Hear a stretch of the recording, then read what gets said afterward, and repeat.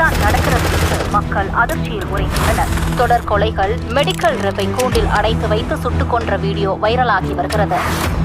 பஸ்ஸில் சுட்டவனுக்கும் இவனுக்கும் ஏதாவது சம்பந்தம் இருக்கான்னு விசாரிச்சீங்களா? அவன் யார் என்னன்னு டீட்டெயில் தெரிஞ்சுதா? தெரியாது.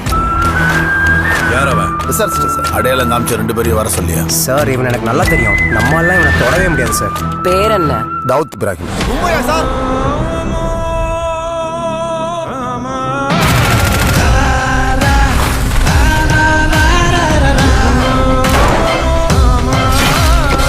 சென்னைக்கு வர்றவெல்லாம் அந்த 5 சமாதியை தானே பார்க்க வர்றேன்.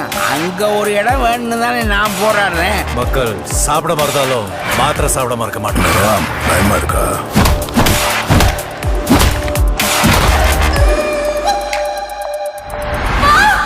உன்னை பார்த்தா ஸ்கூலுக்கு போற மாதிரி தெரியலையே.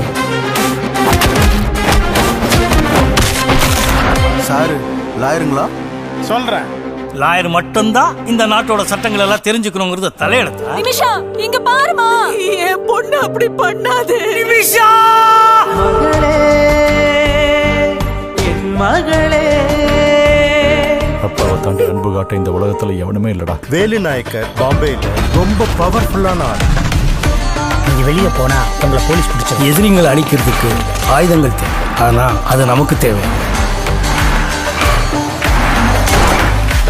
யாரடா நீ? சொல்றேன்.